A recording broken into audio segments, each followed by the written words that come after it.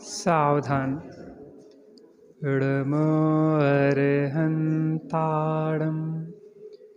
इडमो सिद्धाडम् इडमो आयरियाडम्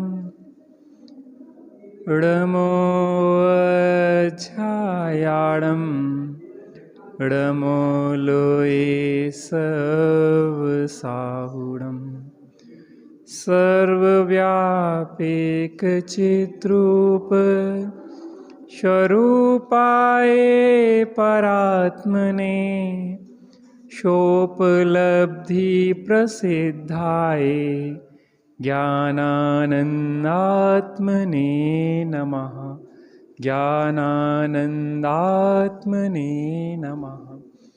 S सुरासुरमणुसिन्धुवन्दितं दोदघायिकमलं पडमामि बड्ढमाणं तीर्थं धम्मस्कत्तारं पडमामि बड्ढमाणं तीर्थं धम्मस्कत्तारम्। परलक्ष्य तजो निज तत्व भजो आत्मन निज में ही शांति मिले। आत्मन निज में ही शांति मिले। श्री प्रभचंद सार जी परमागम अपनी चर्चा मंगलाचरण की 5 गाथाएं के ऊपर चली, जिसमें अंतिम गाथा में आचार्य देव ने कहा कि मैं पंच परमेष्टियों को नमस्कार करके विशुद्ध दर्शन ज्ञान प्रधान आश्रम को प्राप्त करता हूँ, अर्थात साम्य को प्राप्त करता हूँ, अर्थात समता भाव को प्राप्त करता हूँ, अर्थात स्वरूप स्थिरता को प्राप्त करता हूँ, अर्थात चारित्र को अंगीकार करता हूँ। उससे क्या होता है? निर्वाण की प्राप्ति होती है, अर्थात मोक्ष की प्राप्ति होती है। 6वीं गाथा में देखा कि चारित्र 2 प्रकार का बताया, एक वीतराग चारित्र और दूसरा सराग चारित्र। तो ने कहा कि वीतराग चारित्र तो इष्ट फल वाला होने से मोक्ष को देता है, और सराग चारित्र इंद्रों आदि की विभूति को देता है, लौकिक सुखों को देने वाला है। तो प्रश्न खड़ा हुआ कि आचार्य देव, वो चारित्र जिसकी आप चर्चा कर रहे हैं, जो दर्शन ज्ञान प्रधान आश्रम रूप है, जो मोह क्षोभ विहीन, वो चारित्र है कैसा? तो फिर 7वीं गाथा में बताया कि चारित्रम खलु धम्मो धम्मो जोसो समोत्ति हृदिठो मोह खोह विहीणो परिणामो अपणहु समो। वह चारित्र क्या है? चारित्र ही साक्षात धर्म है। धर्म क्या है? चारित्र ही साक्षात धर्म है। और वह धर्म क्या है? समता भाव रूप है। समोत्ति हृदिठ, समभाव रूप है, समता भाव रूप है। वो समता भाव कैसे प्रकट होता है? मोह और क्षोभ से रहित, मोह खोह विहीणो परिणामो अपणहु समो। मोह क्षोभ से रहित आत्मा का वह संपरिणाम, समता रूप भाव, वह क्या है? चारित्र है। अर्थात मिथ्यात्व और राग देश से रहित स्वरूप स्थिरता रूप परिणाम क्या है? चारित्र है। अब यहाँ पे 8वीं गाथा में अपनी चर्चा प्रारंभ होगी। बहुत महत्वपूर्ण गाथाएं हैं। 8वें से 12वीं तक गाथाएं में द्रव्य गुण पर्याय और नयों की चर्चा के माध्यम से अपन समझेंगे वस्तु स्वरूप को। थोड़ा सा उपयोग को एकाग्र सूक्ष्म करने की जरूरत रहेगी।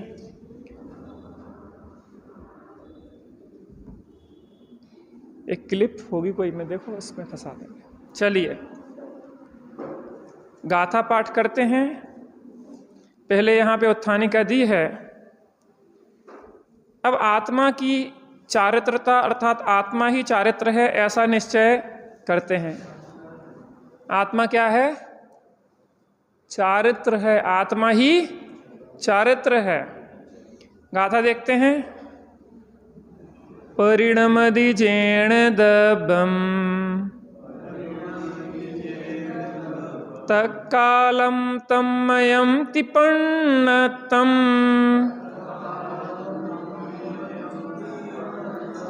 तन्माधं परिणदो आदाधम मुड़ेयवो। मैं पूरी पंक्ति ऊपर की बोलूँगा, फिर दूसरी बोलूँगा, उसी क्रम में आपको बोलना है। परिणमदिजेण दब्बं तत्कालं तन्मयं तिपन्नतं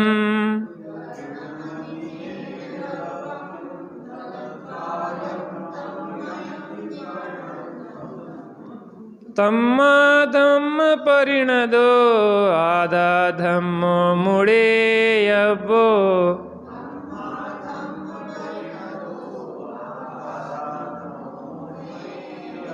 मैं पूरी गाथा बोलूँगा, फिर आपको दोहराना है।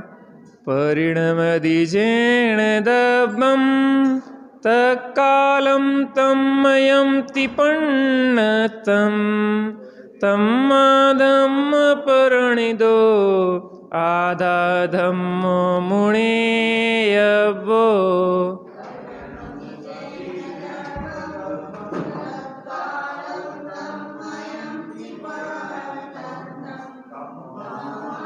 एक साथ।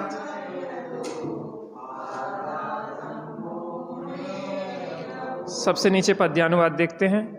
जे भाव मां प्रण में दरवते काल तन में ते कहूँ जीव द्रवते ती धर्म मां प्रण मेल धर्म जाणबू।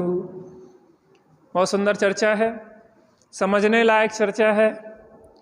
अध्यात्म की चर्चा करते करते कहीं हमने वस्तु के एक अंश को ही पूरी वस्तु तो नहीं समझ लिया है।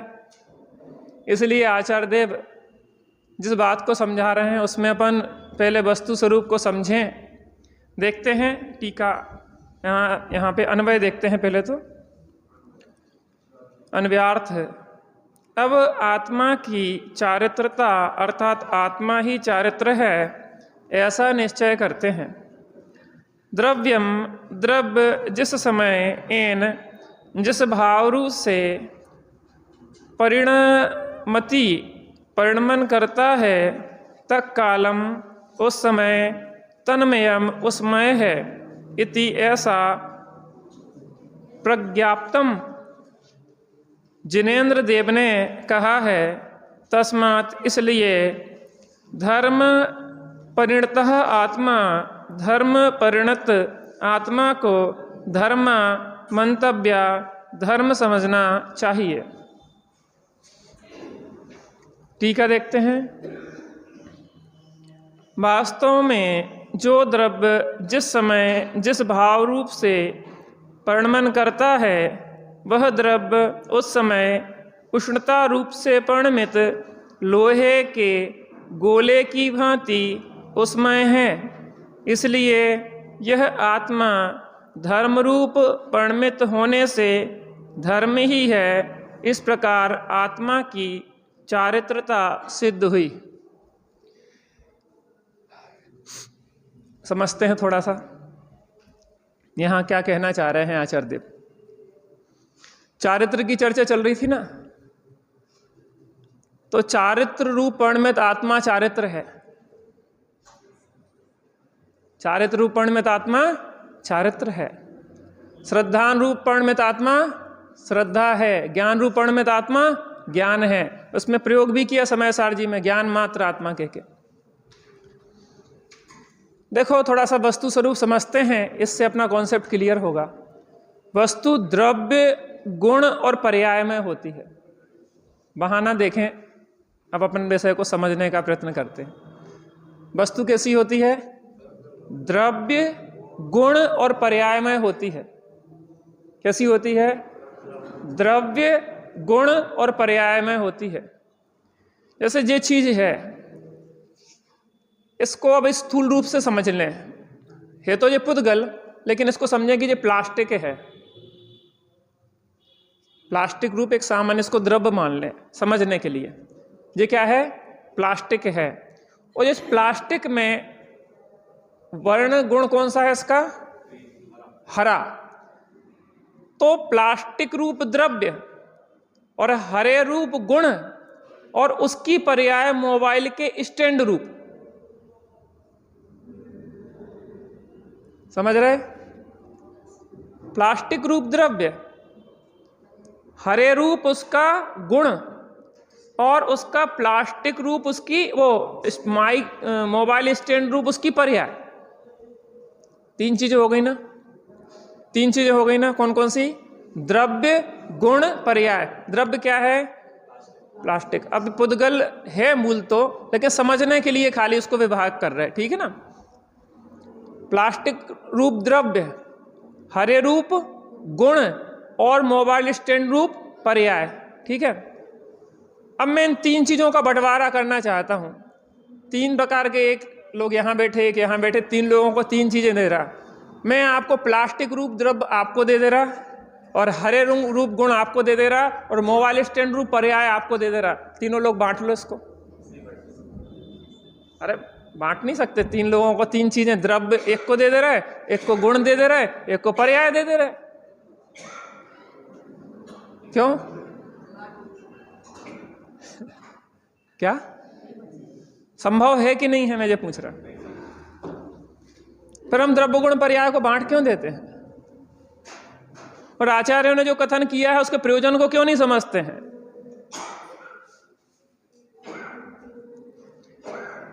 यहां कह रहे हैं द्रव्य जिस समय जिस भाव रूप से परिणमन करता है उस समय है। क्या कहा? द्रव्य जिस समय जिस भाव रूप से परिणमन करता है वह उस समय उसमें है। वह उस समय उसमें है। वह कौन? द्रव्य उस समय उस पर्याय में है। किसमें है? जी प्लास्टिक अभी मोबाइल स्टैंड रूप पर्याय में है। देखो,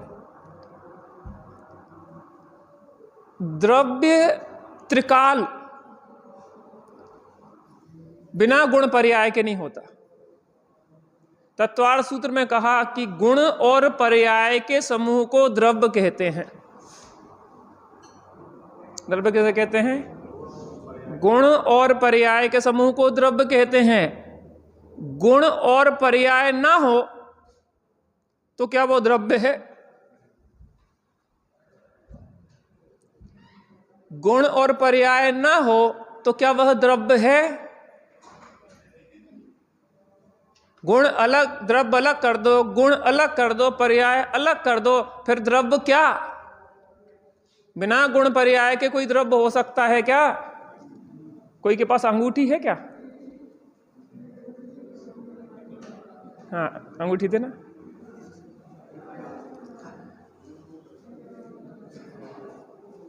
जैसे ये अंगूठी है, अंगूठी है तो ये क्या है? अंगूठी पर्याय, अवस्था है ना, ये अंगूठी पर अवस्था है।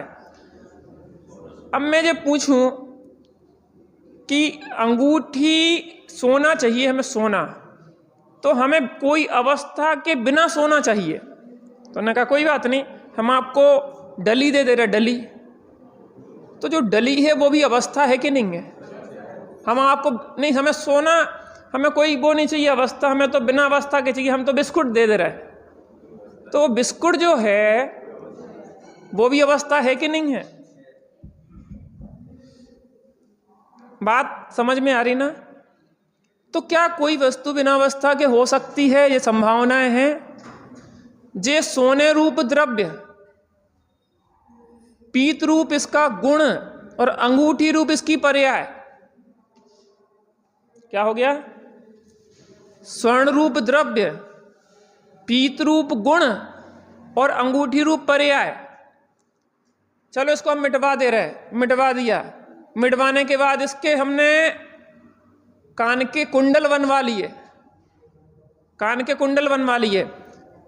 तो क्या हुआ? स्वर्ण रूप द्रव्य, पीत रूप गुण और कुंडल रूप पर्याय। इसको तोड़वा के हमने बेंदी बनवा ली। तो घटित करना, स्वर्ण रूप द्रव्य और पीत रूप गुण और बेंदी रूप पर्याय। उसको तोड़वा के हमने कंगन बनवा लिए। द्रव्य क्या है? सोना। गुण क्या है? पीलापन। और पर्याय क्या है? कंगन रूप। मैं ये कह रहा, जे सोना क्या बिना अवस्था के मिल सकता है? क्या सोने में अवस्था का प्रवेश हो सकता है? दूसरा ट्रैक, फिर से, सोना बिना अवस्था के मिल सकता है? नहीं। क्या किसी अवस्था का स्वर्ण के स्वभाव में प्रवेश हो सकता है?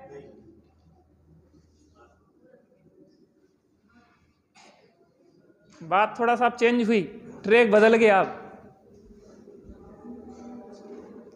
किसी अवस्था का उस वस्तु के स्वभाव में प्रवेश अगर हो जाए तो अवस्था बदलने पर, अवस्था नष्ट होने पर वस्तु नष्ट हो जाए। इस अंगूठी अवस्था का स्वर्ण रूप द्रव्य में प्रवेश हो गया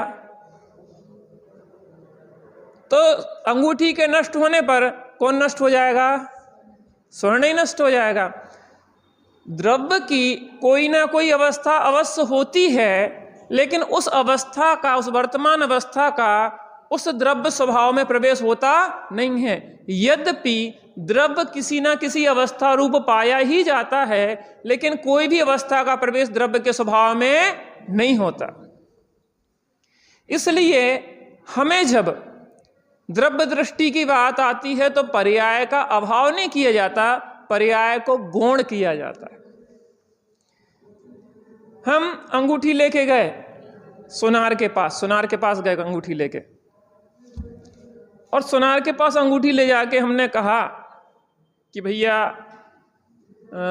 कितने की बिकेगी? तो उन्होंने कहा कितने ग्राम की होगी? कितनी होगी जे? 10 ग्राम की मान लो इसको, 10 ग्राम की होगी, है ना? 10 ग्राम की है। तो उन्होंने कहा 10 ग्राम की। तो वैसे वजन तो उसका था 11 ग्राम, लेकिन उन्होंने क्या कहा कि 10 ग्राम। क्यों भाई साहब? 11 ग्राम, वो 1 ग्राम क्या था? वो तांबे का मेल था, तो वो अशुद्धि थी, तो वो अलग कर दिया। कोई बात नहीं, तांबे को अलग कर दो। ये अंगूठी जो है ना, अंगूठी, तो अंगूठी को बनवाने के हमें 500 रुपये अलग से लगे थे। कितने रुपए? 500 रुपये अलग से लगे थे। तो वो 500 रुपये सुनार देगा कि नहीं देगा? अच्छा जी, डिजाइन थी ना जी, हमने डिजाइन अलग से स्पेशल इसको डिजाइन को बनवाया था, अलग से उसके लिए सुनार को हमने 500 रुपये डिजाइन, अलग प्रकार की डिजाइन निखारने के लिए दिए थे। जो उसके ऊपर डिजाइन है ना, उस डिजाइन को निखारने के लिए हमने उसको 500 रुपये अलग से दिए थे। तो सुनार देगा कि नहीं देगा? क्यों भाई साहब? वो डिजाइन के पैसा भी दिए, अंगूठी बनवाने के भी पैसा दिए, और सुनार तुम, और वो जो हमें तो मैं तांबे की मिली, टांके वगैरह लगते हैं, मैं तांबे की मिली। बात समझना गहराई से थोड़ी सी। एक तो तुमने वो तांबे को अलग कर दिया, हमारे 1 ग्राम वो अलग कर दिया, 11 का 10 दे रहे। अब उस डिजाइन के, उस अंगूठी बनवाई के जो कुछ भी नहीं दे रहा है, कुछ भी नहीं दे रहा है। नहीं, हम आपको 10 ग्राम के देंगे मात्र पैसे। नहीं, अंगूठी है तो नहीं है अंगूठी। सुनार क्या कहेगा? नहीं अंगूठी में, अंगूठी नहीं जानते हम, ले आओ पत्थर। अब यह कुछ नहीं दे रहा है तो कुचर के ले आओ, वो ये कहेगा कुचर के ले आओ। और हम ये कह रहे हैं 2 प्रकार के ले गए हम, एक बहुत साबुत सुंदर सा हार ले गए और एक पुराना कुचरा कुचराया और ऐसा बिल्कुल टूटा टुटाया हार लेके गए। तो दोनों मान लो 5-5 तोले के थे, तो सुनार जिसकी अच्छी सुंदर डिजाइन है, जिसकी बनवाई बहुत लगी थी, उसके पैसा देगा ना, और टूटे टुटाए के जो था टुकड़े टुकड़ेल में, उसके पैसा कम देगा। पीनल, क्या नाम, पीनल। थोड़ा जल्दी आना, अब द्रव्य गुण पर्याय की थोड़ी चर्चा आएगी इस विषय में, 8 से 12 गाथा तक, और नयों की भी चर्चा आएगी इसमें। ये दोनों विषय कॉन्सेप्ट क्लियर होंगे, इसलिए ये थोड़ा सा इस विषय को थोड़ी गहराई से समझो, और मैं ग्रुप पे डालता हूँ, बाद में भी इसको सुन लेना एक आध बार, तो कॉन्सेप्ट काफी क्लियर होगा। समझ में आ रहा ना? 2 चीजें, वो जो टूटा हार और साबुत हार दोनों है ना, अब वो साबुत हार उतने ही ग्राम का, सुंदर हार भी उतने ही ग्राम का, टूटा हार भी उतने ही ग्राम का, सुनार पैसा किसके ज्यादा देगा, किसके कम देगा? अब मैं जो पूछ रहा कि अवस्था है कि नहीं है, अवस्था है, लेकिन सुनार की दृष्टि अवस्था पर है कि नहीं है? दृष्टि का विषय यह कहलाता है। बात समझ में आ रही कि नहीं आ रही?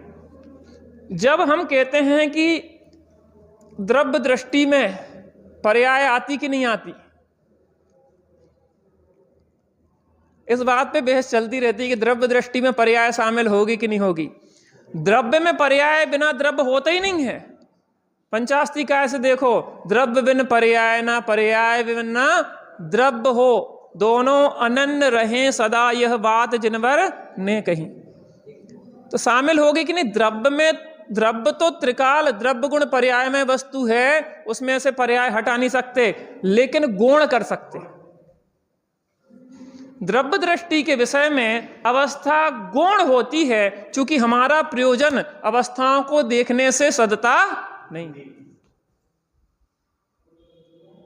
गोल करना और गौण करना 2 चीजें अलग अलग हैं। गौण है, गुरु द्रोणाचार्य ने कहा कि बताओ सामने क्या दिख रहा है, तो उन्होंने कहा कि जंगल दिख रहा है, उन्होंने की हटाओ। पेड़ देख रहा है, उन्हें की हटाओ। उन्हें की चिड़िया दिख रही है, उन्हें की हटाओ। चिड़िया का मुंह दिख रहा है, उन्हें की हटाओ। उन्हें की चिड़िया की आंख देख रही है, उन्हें की हटाओ। बीच की जो ब्लैक रेटिना है, अर्जुन ने जब कहा उन्हें की पास, क्या क्या ब्लैक रेटिना जो है उसको पास किया। इसका मतलब ये पूछ रहा हूं मैं आपसे कि जंगल है कि नहीं है, पेड़ है कि नहीं है, चिड़िया पूरी है कि नहीं है, चिड़िया का मुख है कि नहीं है भी और नहीं भी है, ये अनेकांत है। जब आपको तीरंदाजी सिखा रहे हैं, लक्ष्य वेद्य सिखा रहे हैं तो नहीं है, और वस्तु स्थिति देखी जाए तो वस्तु स्थिति में वो पूरा है। 2 प्रकार के कथन हो गए, एक वस्तुपरक कथन हो गया है, एक प्रयोजन परक कथन हो गया है। बात समझ में नहीं आया तो प्रश्न कर लेना, तुरंत पूछ लेना, बाद में आप शायद भूल जाओ।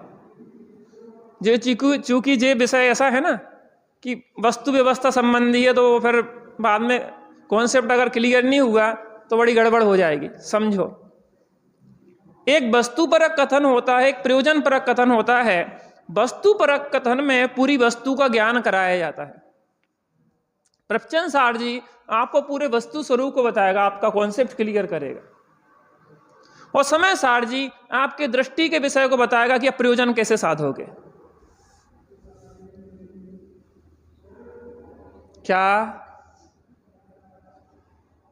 वस्तुपरक कथन समझे बिना, द्रव्य गुण पर्याय के स्वरूप को स्पष्ट समझे बिना, अगर आपने मात्र प्रयोजन परक कथन को समझ लिया तो आपने क्या किया है कि वस्तु को एकांत ग्रहण कर लिया है, वस्तु का एक पक्ष ग्रहण कर लिया है, और दूसरे पक्ष को न समझने के कारण आप एकांती, या तो नित्य एकांतवादी हो जाते हैं, या अनित्य एकांतवादी हो जाते हैं, या तो हम सांख्य हो जाते हैं, या हम बौद्ध हो जाते हैं।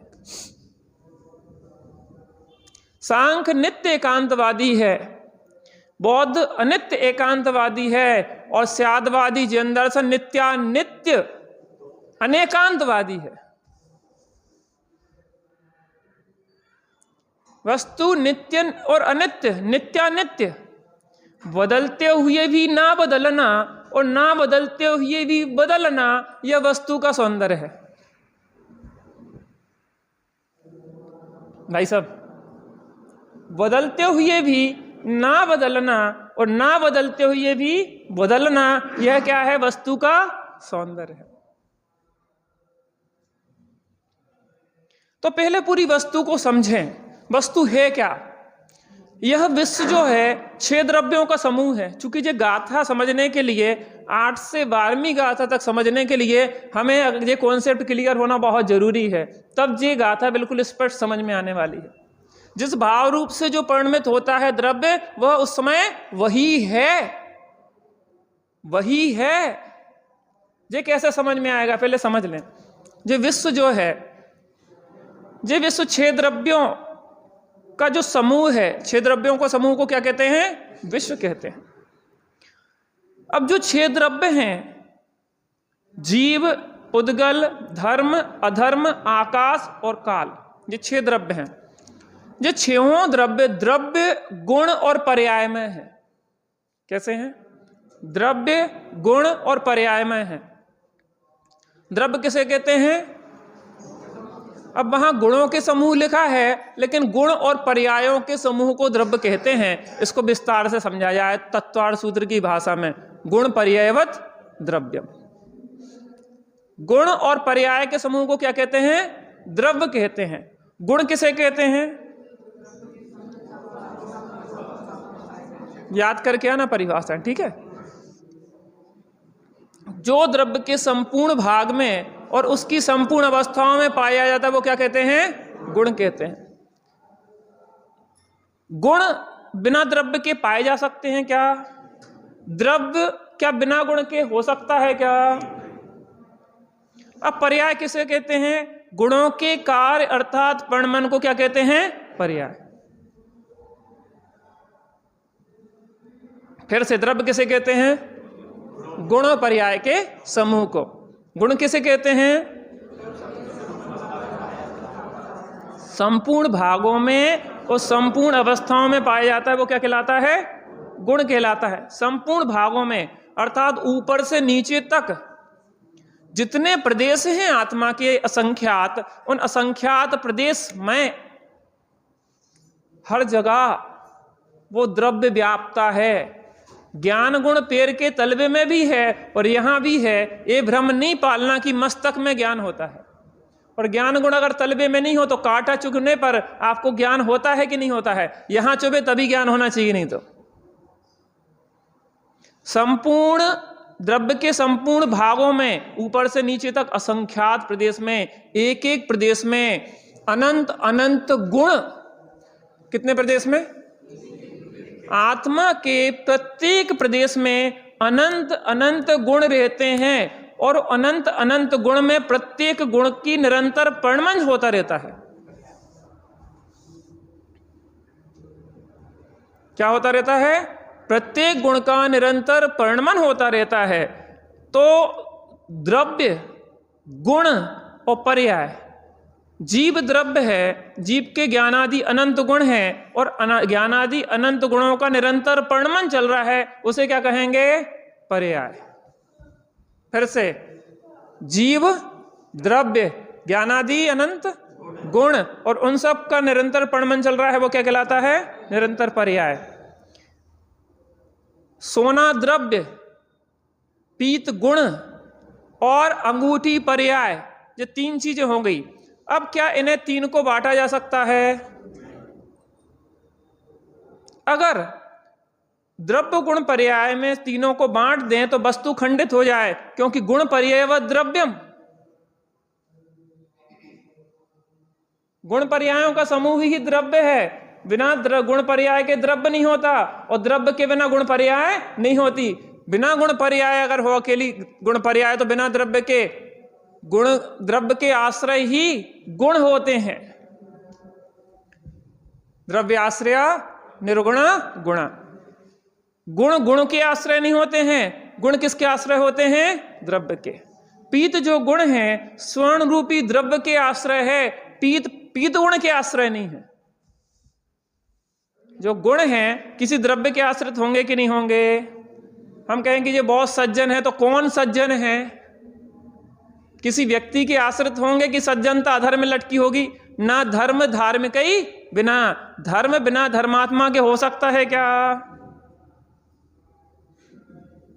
धर्म ढूंढने चल रहा है, कहाँ चले? वो लटका है आकाश में। ऐसे मिलता है क्या धर्म? बिना धर्मात्माओं के धर्म कहाँ होगा? हम धर्मात्माओं का तिरस्कार किए जा रहे हैं धर्म के नाम पे। क्या मारकाट मची है इस विश्व में, क्या पागलपन मचा है इस विश्व में। अज्ञानता में ऐसी लड़ाई झगड़े विवाद होते हैं। इस जगत में दो ही मत हैं, एक आतंकवाद और दूसरा अनेकांतवाद। कितने हैं? दो। एक आतंकवाद और दूसरा अनेकांतवाद। जहां अनेकांतवाद नहीं है वहां पूरे विश्व में आतंकवाद ही है, और आप इसका प्रत्यक्ष प्रमाण वर्तमान में देख ही रहे हैं। देश के देश नष्ट किए जा रहे हैं। वे कह रहे यहूदियों को इस धरती से नामो निशान ही मिटा देंगे हम। उन्होंने कहा कि मुसलमानों का तो हम नामो निशान ही मिटा देंगे, हम हिंदुओं का तो नामो निशान ही मिटा देंगे। एक दूसरे को मिटाने में सब लगे हैं, इसलिए लगे हैं क्योंकि उन्हें वस्तु स्वरूप का ज्ञान नहीं है, वो अंधे हैं। वो एकांतवादी है, अंधे नहीं काने हैं। अंधे से काना खराब कहा जाता है। अंधे को तो फिर भी सूरदास कहते हैं, इज्जत देते हैं, लेकिन काना दिख जाए 12 कोस पे दिखे काना तो लौट के घर पे आना। 12 कोस पे भी अगर काना दिख जाए तो घर लौट के आ जाना, क्योंकि काने से ज्यादा असगुनिया कोई होता नहीं है। कानेपन व्यक्ति में नहीं देखना, कानापन उन एकांतवादियों में देखना कि जहां एकांतवादी हैं उनसे बहुत दूर रहना। व्यक्तियों के देख के नहीं लौटने लग जाना, वो तो भगवान आत्मा है। यहां काने का मतलब होता है एकांतवादी, जो मिथ्या एकांतवादी है। अब उसमें भी सम्यक एकांत होता है और मिथ्या एकांत होता है। वो मुख्य गुण होता है, वो वस्तु के दूसरे पक्ष का ज्ञान होते हुए भी प्रयोजन साधने के लिए एक पक्ष को मुख्य किया जाता है, वो सम्यक एकांत है। वो वस्तु के अपने प्रयोजन साधने के लिए है। दूसरा एकांतवाद होता है जिसमें कि वस्तु के एक पक्ष को नष्ट ही कर दिया जाता है।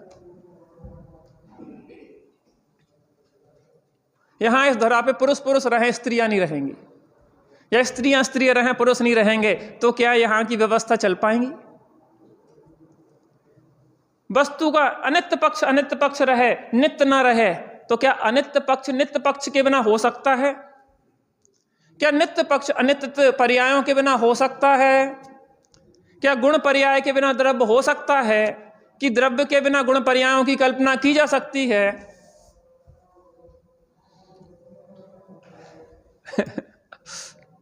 इतना वस्तु स्वरूप सुंदर है, इतना सुंदर अनेकांत में जिन शासन मिला है। द्रव्य जे प्रवचन सार जी इसलिए हमें बहुत बढ़िया लगता है। इसमें बहुत सुंदर वस्तु व्यवस्था का प्रयोजन, वस्तु व्यवस्था बता के प्रयोजन साधने की कला है। समय सार जी पढ़ना है, बहुत अच्छा पढ़ना ही चाहिए, बिल्कुल टू दी पॉइंट बात की है। लेकिन पहले प्रवचन सार जी, सबसे पहले पंचास्तिका या द्रव्य संग्रह पढ़ो, उसके बाद प्रवचन सार पढ़ो, उसके बाद समय सार पढ़ो, बहुत मजा आएगा।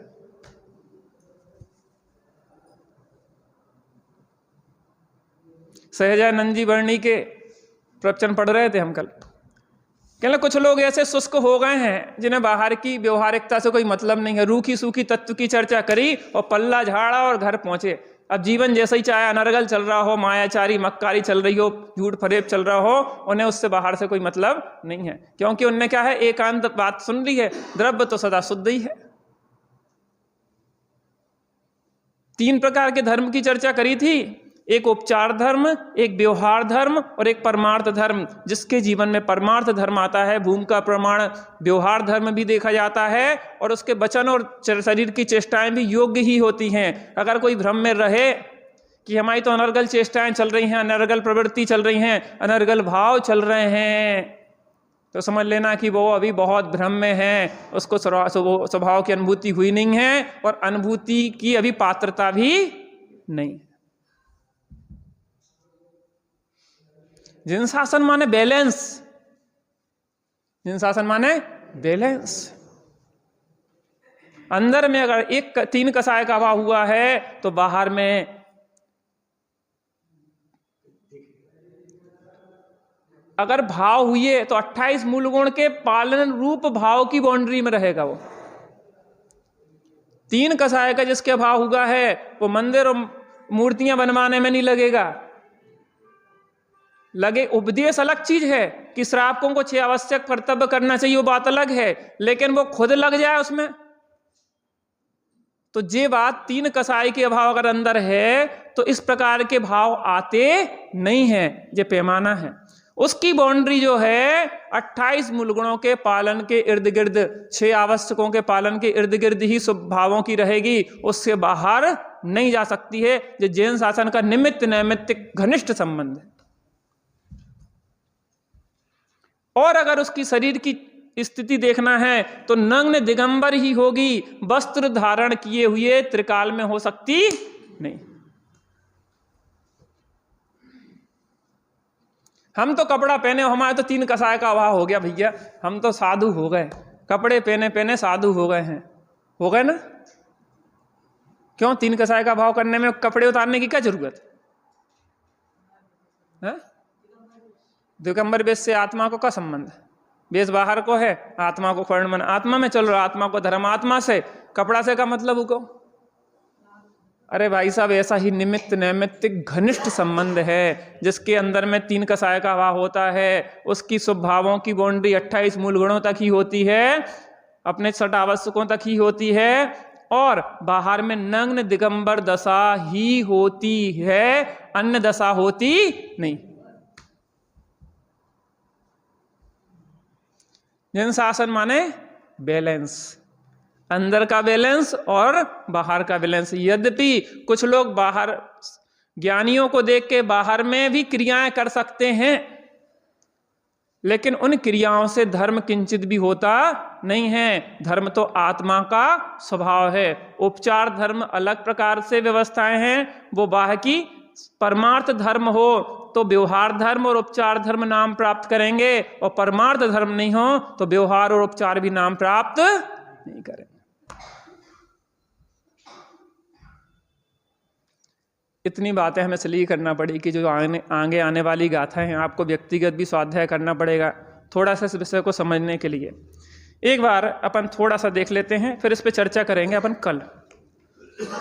भावार्थ पेज नंबर 13 है मेरे में। 7वीं गाथा में कहा गया है कि चारित्र आत्मा का ही भाव है, और इस गाथा में अवेदनय से यह कहा गया है कि जैसे उष्णता रूप परिणमित लोहे का गोला स्वयं ही उष्णता है, लोहे का गोला और उष्णता पृथक नहीं है, उसी प्रकार चारित्र भाव से परिणमित आत्मा स्वयं ही चारित्र है। गोला लोहे का गोला लाल तप्तायमान हो गया है, तो उष्णता रूप परिणमित जो लोहे का गोला है वो क्या है? अग्नि ही है। लोहे के गोले की भांति, माने वो उसमें तन्मय। अब इसमें तो 2 द्रव्य अलग अलग हो गए, 2 चीजें अलग अलग हो गई, अग्नि अलग हो गई, लोहे का गोला अलग हो गया। अब जी अंगूठी रूप परिणमित सोना क्या है? अंगूठी ही है, क्योंकि जो जिस रूप से भाव रूप से परिणमित करता है उस समय वह ही है। बहुत कुछ कॉन्सेप्ट क्लियर हुए होंगे। अभी बहुत महत्वपूर्ण कक्षाएं चलेंगी। द्रव्य गुण पर्याय भी नयों को भी इस पे घटित करना पड़ेगा, क्योंकि अभी तो हमने सामान्य रूप से वस्तु स्वरूप समझाया है। जब भावों पे घटित करेंगे तो वो नयों के माध्यम से घटित करना पड़ेंगे, तो आप लोगों की परीक्षा भी हो जाएगी उसमें कि आपको कितना याद है। एक बार रिवीजन करके आना नयों का, और जैन सिद्धांत प्रवेश का से द्रव्य गुण पर्याय का भी थोड़ा सा जिनने पढ़ा है वो अच्छा है, जिनने नहीं पढ़ा एक बार पढ़ के आए तो बहुत कॉन्सेप्ट क्लियर होगा। चलिए, अभी तो अपना समय हो गया है, शांति से बैठ जाएं थोड़ी देर के लिए। ये अंगूठी उठा लेना भैया, फिर गड़बड़ हो जाए। ओम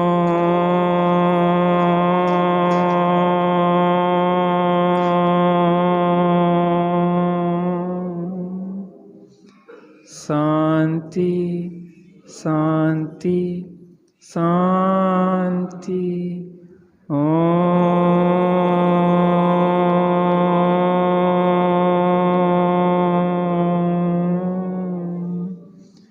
शांति शांति शांति।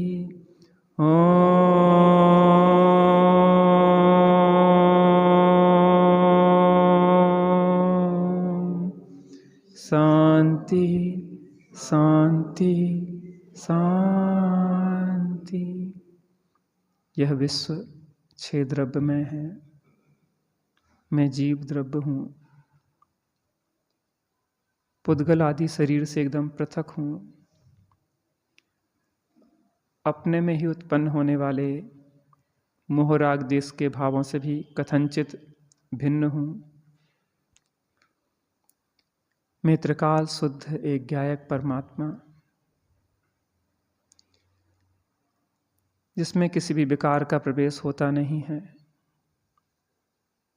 वह निर्विकार शुद्ध चैतन्य निष्क्रिय परम तत्व मैं हूँ,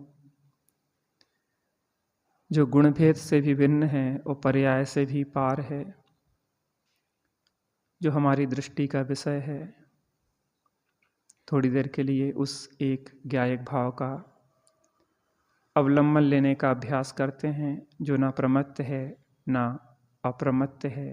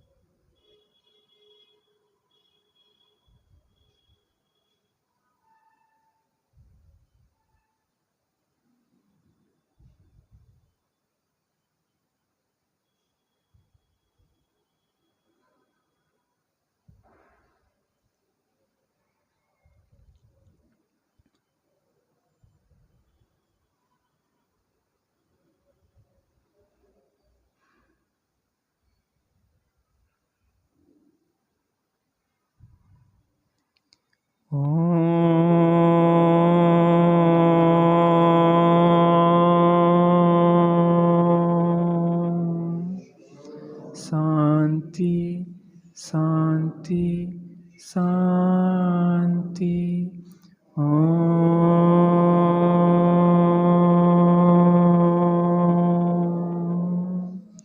शांति शांति शांति।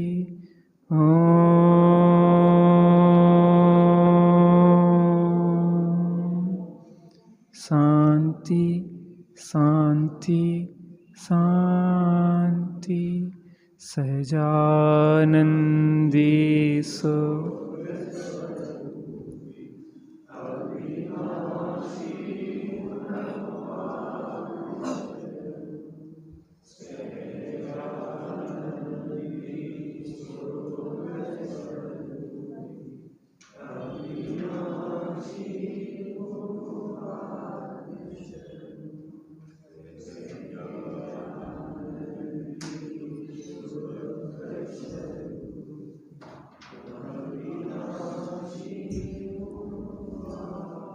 निज निधि निज में बताई, यह अनंत उपकार है उसके लिए जिन वाणी माँ को वंदना 7 बार है।